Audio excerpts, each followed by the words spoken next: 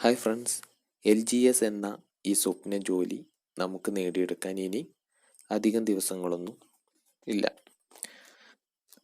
അതുകൊണ്ട് തന്നെ ഈ നിമിഷം മുതൽ ഹാർഡ് വർക്ക് ചെയ്യുന്നവർക്ക് ഉറപ്പായും LGS ലഭിക്കുക തന്നെ ചെയ്യും. അപ്പോൾ നമുക്ക് പഠിച്ചു തുടങ്ങാം. കുടുംബശ്രീ പദ്ധതി നിലവിൽ വന്ന വർഷം 1998 മെയ് 17.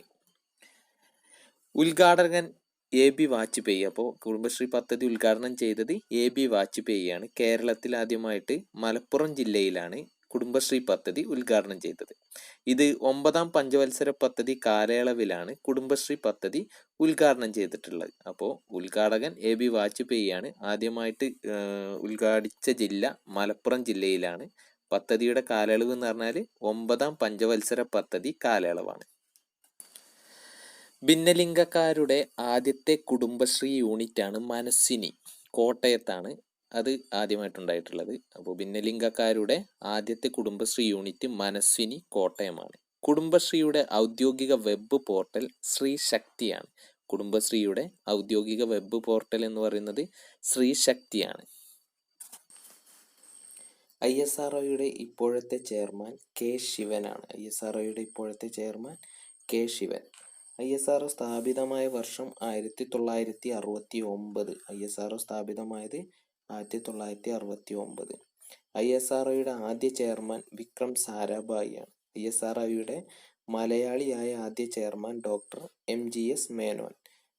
VSSCയുടെ വിക്രം സാരാഭായ് സ്പേസ് സെന്ററിന്റെ ആസ്ഥാനം തുമ്പയാണ് അല്ലെ. വിക്രം സാരാഭായ് സ്പേസ് സെന്ററിന്റെ ആസ്ഥാനം എന്ന് പറയുന്നത് തുമ്പയാണ്. തുമ്പ തിരുവനന്തപുരത്താണ്. തുമ്പയിൽ നിന്നും വിക്ഷേപിക്കപ്പെട്ട ആദ്യ റോക്കറ്റ് നിക്കി അപ്പച്ചെ 1963.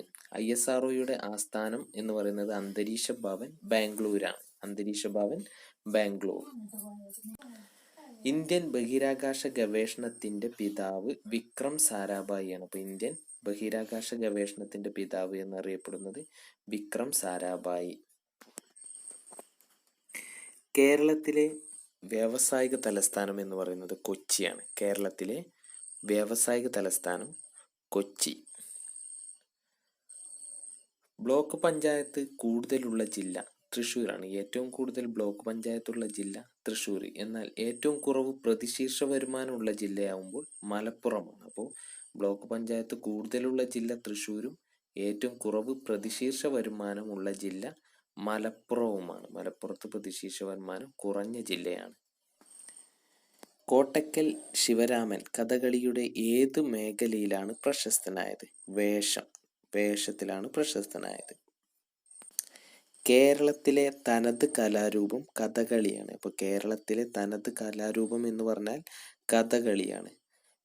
കഥകളിയുടെ ആദ്യ രൂപം എന്ന് പറയുന്നത് രാമനാട്ടമാണ്. കഥകളിയുടെ ആദ്യ രൂപം എന്നറിയപ്പെടുന്നത് രാമനാട്ടമാണ്. എന്നാൽ കഥകളിയുടെ സാഹിത്യരൂപം എന്നറിയപ്പെടുന്നത് ആട്ടക്കഥയാണ് അല്ലെ. കഥകളിയുടെ ആദ്യ രൂപം രാമനാട്ടം, കഥകളിയുടെ സാഹിത്യരൂപം എന്ന് പറയുന്നത് ആട്ടക്കഥയാണ്. സാഹിത്യരൂപം ആട്ടക്കഥ. ഇനി കഥകളിയിലെ കുറച്ച് വേഷങ്ങളെ കുറിച്ച് പറയാം. പച്ച എന്ന് പറയുന്നത് സാത്വിക കഥാപാത്രങ്ങൾക്കാണ് പച്ച എന്ന് പറയുന്നത്. ഇപ്പോൾ സാത്വിക കഥാപാത്രം പച്ചയാണ്. കരി എന്ന് പറയുന്ന വേഷം രാക്ഷസിമാരെ സൂചിപ്പിക്കുന്നു. കരി എന്ന് പറയുന്ന വേഷം രാക്ഷസിമാരെയാണ് സൂചിപ്പിക്കുന്നത്. കത്തി ആവട്ടെ ദുഷ്ടന്മാരെ സൂചിപ്പിക്കുന്നു. കത്തി എന്ന് പറയുന്നത് ദുഷ്ടന്മാരെ സൂചിപ്പിക്കുന്ന കഥകളി വേഷമാണ്. മിനുക്ക് സ്ത്രീകളെയും മുനിമാരെയും സൂചിപ്പിക്കുന്നു. മിനുക്ക് സ്ത്രീകളെയും മുനിമാരെയും സൂചിപ്പിക്കുന്നു. ചുവന്ന താടി ക്രൂരന്മാരായ രാക്ഷസന്മാരെ. ചുവന്ന താടി എന്ന് പറയുന്നത് ക്രൂരന്മാരായ രാക്ഷസന്മാരെ പ്രതിനിധീകരിക്കുന്നതാണ് ചുവന്ന താടി എന്നറിയപ്പെടുന്നത്. അന്താരാഷ്ട്ര ക്രിക്കറ്റിൽ സെഞ്ചുറി നേടിയ ഏക താരം സച്ചിൻ തെണ്ടുൽക്കർ.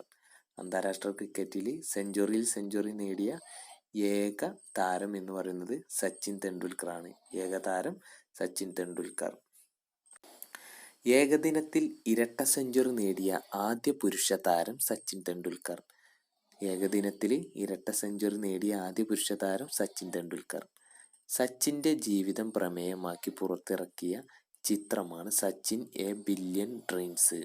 അല്ലെ, സച്ചിൻ്റെ ജീവിതം പ്രമേയമാക്കി പുറത്തിറക്കിയ ചിത്രമാണ് സച്ചിൻ എ ബില്യൺ ഡ്രീംസ്. സച്ചിൻ്റെ ആത്മകഥ പ്ലേയിങ് ഇറ്റ് മൈ വേ. അപ്പോൾ നോക്കുക, സച്ചിൻ്റെ ആത്മകഥ പ്ലേയിങ് ഇറ്റ് മൈ വേ, അല്ലെ, പ്ലേയിങ് ഇറ്റ് മൈ വേ. ഇന്ത്യയിലെ ആദ്യത്തെ ടെക്നോ പാർക്ക് സ്ഥിതി ചെയ്യുന്ന സ്ഥലം തിരുവനന്തപുരം. ഇന്ത്യയിലെ ആദ്യത്തെ ടെക്നോ പാർക്ക് സ്ഥിതി ചെയ്യുന്ന സ്ഥലം തിരുവനന്തപുരമാണ്. തിരുവനന്തപുരത്താണ് ഇന്ത്യയിലെ ആദ്യത്തെ ടെക്നോ പാർക്ക്. ഇന്ത്യയിലെ ആദ്യത്തെ ടെക്നോ പാർക്ക് തിരുവനന്തപുരത്തെ കഴക്കൂട്ടത്താണ് 1990 സ്ഥാപിതമായത്. ഇന്ത്യയിലെ ആദ്യത്തെ ടെക്നോ പാർക്ക് തിരുവനന്തപുരത്തെ കഴക്കൂട്ടം, അല്ലെ, 1990. ടെക്നോ പാർക്കിന്റെ ആപ്തവാക്യം ഹാർമണി അറ്റ് വർക്ക് ആണ്. ടെക്നോ പാർക്കിന്റെ ആപ്തവാക്യം harmony at work. Techno park സ്ഥാപിക്കുന്ന സമയത്ത് കേരള മുഖ്യമന്ത്രി ഇ കെ നായനാർ. ടെക്നോ പാർക്ക് സ്ഥാപിക്കുന്ന സമയത്ത് കേരള മുഖ്യമന്ത്രി ഇ കെ നായനാരാണ്. ഇന്ത്യൻ സ്പോർട്സിലെ ഗോൾഡൻ ഗേൾ എന്നറിയപ്പെടുന്നത് പി ടി ഉഷയാണ്. ഇപ്പോൾ ഇന്ത്യൻ സ്പോർട്സിലെ ഗോൾഡൻ ഗേൾ എന്നറിയപ്പെടുന്നത് പി ടി ഉഷ. പയ്യോളി എക്സ്പ്രസ് എന്നറിയപ്പെടുന്ന സ്പോർട്സ് താരം, അല്ലെ, പി ടി ഉഷയാണ്. അപ്പോൾ പയ്യോളി എക്സ്പ്രസ് എന്നറിയപ്പെടുന്ന താരം പി ടി ഉഷ. ഒളിമ്പിക്സ് അത്ലറ്റിക്സ് ഫൈനലിലെത്തിയ ആദ്യ ഇന്ത്യൻ വനിത പി ടി ഉഷ, 1984. ഒളിമ്പിക്സ് അത്ലറ്റിക്സിന്റെ സെമി ഫൈനലിലെത്തിയ ആദ്യ ഇന്ത്യൻ വനിത ഷൈനി വിൽസൺ, അതും 1984.